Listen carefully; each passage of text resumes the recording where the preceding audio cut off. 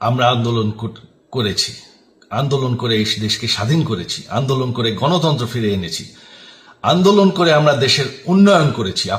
আপনারা যে বঙ্গবন্ধুর মেয়ে শেখ হাসিনার বিরুদ্ধে বলছেন, আজকে শেখ হাসিনা না থাকলে বাংলাদেশ এতদূর আসতে পারত? অসম্ভব।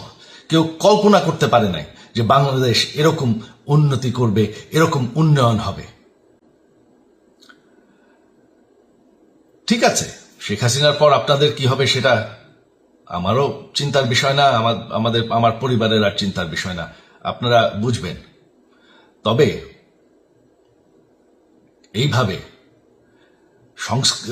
সংঘর্ষ করে, হত্যাকাণ্ড করে ক্ষমতা দখল করা যাবে না।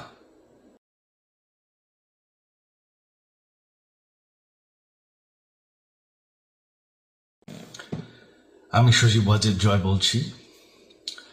আপনারা জানেন, এই গত কয়েক সপ্তাহ ধরে আমাদের বাংলাদেশের যে গন্ডগোল সংকট চলছে,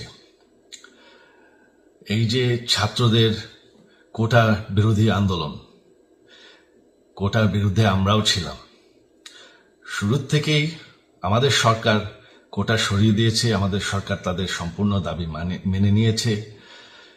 এটা আদালতের একটা রায় ছিল, এটা আমাদের সরকারের করা ছিল না।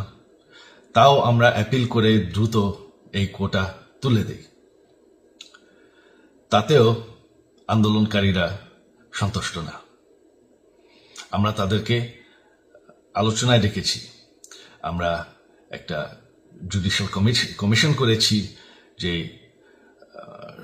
সংঘর্ষে যে হত্যাকাণ্ড হয়েছে সেটার বিচারের জন্য। অনেক পুলিশ অফিসার যারা অতিরিক্ত ফোর্স ইউজ করেছে তাদেরকে আমরা সাসপেন্ড করেছি।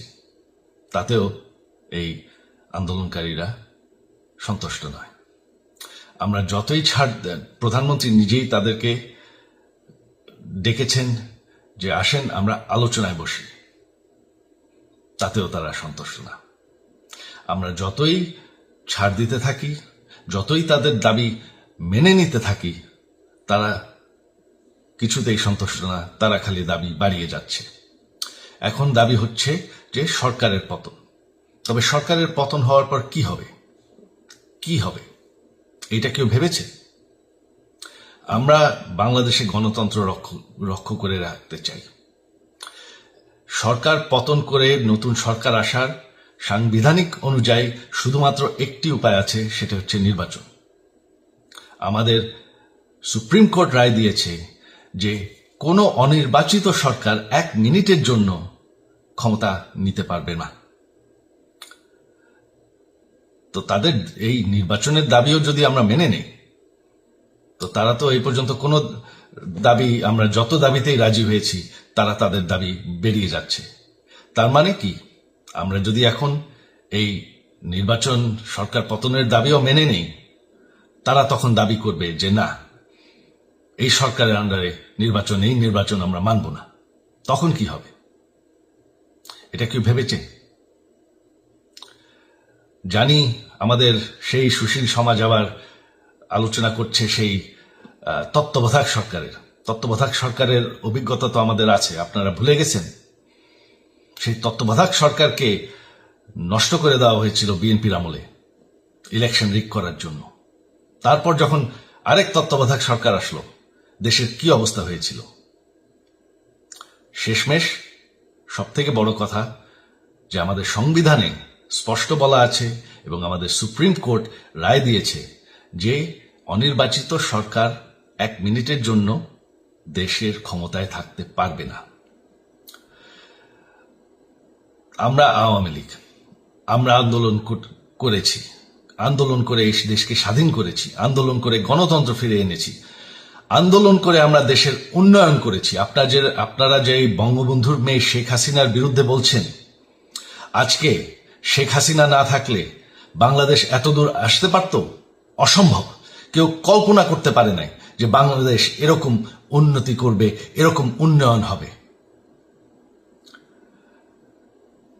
ঠিক আছে, শেখ হাসিনার পর আপনাদের কি হবে সেটা আমারও চিন্তার বিষয় না, আমার পরিবারের আর চিন্তার বিষয় না, আপনারা বুঝবেন।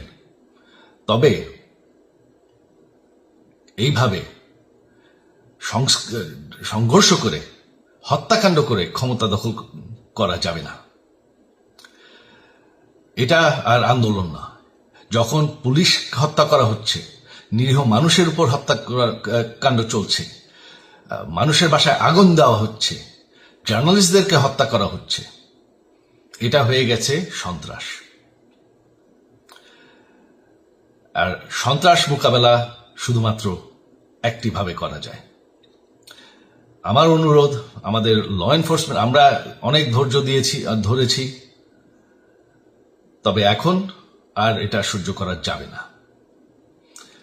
ল এনফোর্সমেন্ট এজেন্সি, বিজিবি এবং কি আমাদের মিলিটারির প্রতি আমার আহ্বান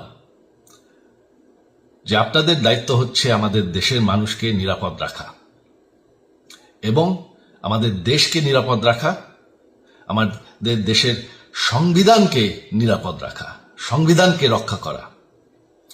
তার মানে এক মিনিটের জন্য কোনো অনির্বাচিত সরকার আমাদের ক্ষমতায় আসতে দিবেন না। এটা হচ্ছে আপনাদের দায়িত্ব, কারণ সেইটা হলে আমরা আবার পাকিস্তানের মতন হয়ে যাব। আমাদের এই যে 15 বছরের উন্নয়ন সব শেষ হয়ে যাবে। বাংলাদেশ এর থেকে আর কোনোদিন ফিরে আসবে না। আমিও সেটা চাই না, আপনারাও সেটা চান না। আমি সজীব ওয়াজের জয় যতদিন আমার পক্ষে সম্ভব আমি সেটা হতে দেব না।